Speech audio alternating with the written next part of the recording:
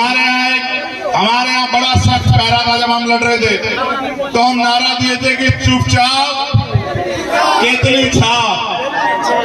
तो एक नारा हम दिए थे कि चुपचाप केतली छाप, और एक नारा हमारे यहाँ बहुत चला था कि सारी पार्टी देख ली और अब की बात।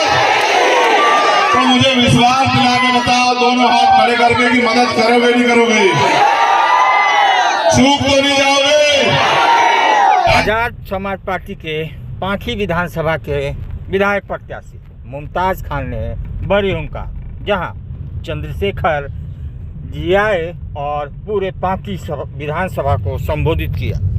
हजारों के तादाद में भीड़ उमड़ी और ये भीड़ एक ही सुर में बोल रही थी, अब की बार चंद्रशेखर जी, अब की बार मुमताज खान।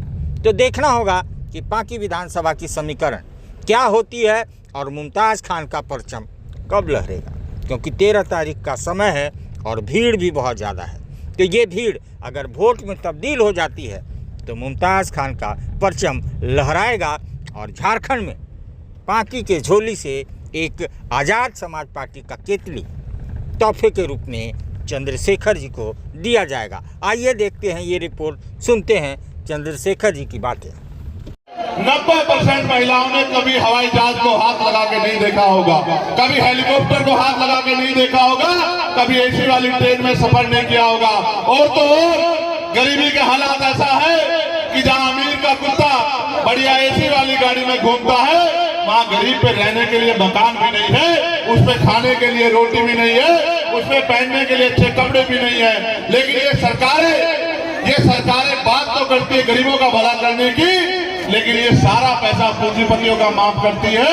आपके बच्चे तो पढ़े लिखे बेरोजगार घूमते हैं, और जब भी आप सवाल करोगे रोजगार के बारे में पूछोगे, महंगाई पे सवाल करोगे, अधिकार के बारे में पूछोगे, तो ये भारतीय जनता पार्टी के लोग जो ये कह रहे हैं कि हमें सत्ता में आना है, तो ये फिर हिंदू मुसलमान की बात करने लग जाते हैं।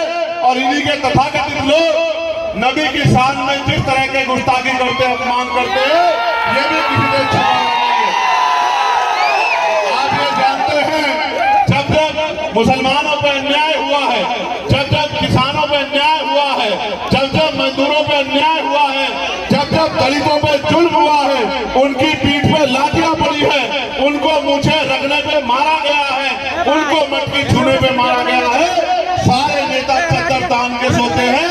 ये भीम आर्मी आजाद समाज पार्टी के लोग मैदान में रहते हैं, उनकी लड़ाई लड़ने का काम करते हैं, उनकी आवाज करने का काम करते हैं। मैं आपको कहना चाहता हूं, जब तक जिंदगी नहीं बदलेगी, जब तक शिक्षा समान शिक्षा लागू नहीं होगी, एक तरफ अमीरों के बड़े बड़े स्कूल जिसमें गरीब का बच्चा घुस नहीं सकता, और सरकारें स्कूल भी बंद कर रही हैं, जब तक आपका बच्चा पढ़ेगा नहीं, पढ़ लिख के आगे बढ़ेगा नहीं, डॉक्टर इंजीनियर IAS IPS वकील जज बनेगा नहीं, तो आपकी गरीबी की बेटियां नहीं कर सकती है। लेकिन वो तभी संभव है कि राजनीतिक ताकत आपके हाथ में होनी चाहिए। कौन है आपके असेंबली में आपके लिए बोलने वाला? आप बताओ, सबसे ज्यादा मॉब लिंचिंग इसी सरकार के नेतृत्व में झारखंड में होने का काम हुआ। सरकार ने वादा किया था कि मॉब लिंचिंग पे कानून बनाएंगे, बनाया? मॉब लिंचिंग जिनकी हुई उनको कोई मुआवजा नहीं मिला। और फिर मैं कह रहा हूं, दलितों का तो इतना बुरा हाल है कि दलितों की जान से सस्ती दाल है आज झारखंड में भी और देश में भी। दाल की कीमत हो सकती है, लेकिन गरीब दलित की जान की कीमत नहीं हो सकती। जिस तरह का जुल्म सरकार कर रही है, इस हिंसा का जवाब हमें संविधान के आधार पर जो ताकत मिली है, वोट की ताकत के आधार पे उस वोट की ताकत से देना है। वोट करना सम्मानित साथियों, अगर आप 10 रुपए का सामान लेने के लिए बाजार में जाओगे तो उस सामान को 4 बार देखोगे कि ये सामान खराब तो नहीं है, ये सामान जो हम खरीद रहे हैं ये टूटा हुआ तो नहीं है, ये जो सामान हम खरीद रहे हैं जो इसकी वैल्यू है ये इतना पूरा है या नहीं है। अगर 10 रुपए के सामान में कमी मिलेगी तो उस सामान को वापस कर दोगे, कहोगे ये नहीं चाहिए। लेकिन करोड़ों रुपए से कीमती जो आपके 5 साल का मुस्तकबिल तय करती है, वो वोट डालने के लिए जाते हो तो एक बार नहीं सोचते जिसको वोट दे रहे हैं चुनाव के बाद उसके दरवाजे आपके लिए खुलेंगे नहीं खुलेंगे। जब आप पे जुल्म होगा वो आपकी बात करेगा नहीं करेगा, जब आपको जरूरत होगी वो आपकी लड़ाई लड़ेगा नहीं लड़ेगा। बस आंख बंद करके वोट देते आते हो और बार फिर कहते हो कि हमारी कोई सुनता नहीं है। जो कल भी नहीं सुनता था वो आज भी नहीं सुनेगा। सुनने वाला एक है, आपकी आवाज बनने वाला एक है। मैं आपसे कहना चाहता हूं, चूकना मत, बिल्कुल मत चूकना। नारे लगाने से, सिर्फ नारे लगाने से, झंडा उठाने से अगर तकदीर बदला करती, जिंदगी बदला करती तो सबकी बदल जाती। हमारे हाथ में बाबा साहब अम्बेडकर सबसे मजबूत हथियार देके गए हैं। वो हथियार है हमारा कलम। हमें कलम की ताकत से इतना मजबूत खुद को बनाना है। इसमें 13 तारीख को आपके यहाँ वोट पड़ेगी। एक एक वोट को केतली का बटन दबाकर भाई मुमताज के हाथों को मजबूत करना है। भाई मुमताज के हाथों में इतनी शक्ति देनी है कि जब थाने कचहरियों में आपकी सुनवाई ना हो, जब ये सरकारी दफ्तर आपके लोगों की सुनवाई ना करें, तो ये मेरा भाई मुमताज सीना तान के आपकी लड़ाई लड़ने का काम करे और अधिकारियों से आपके काम को कराने का काम करे।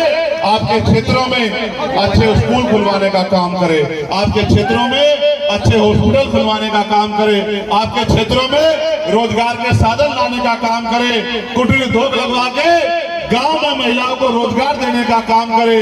मैं तो देश भर में घूमता हूं, आपकी हालात में रोता हूं, लेकिन मौका आ गया है कि ये गुलामी की बेड़ियां काट के इज्जत सम्मान की जिंदगी प्राप्त करने के लिए अपनी वोट का सही प्रयोग करें। और 13 तारीख को इतने जोर से बटन दबाना कि करंट यहाँ रांची वालों को भी लगे और दिल्ली में बैठे लोगों को भी लगे।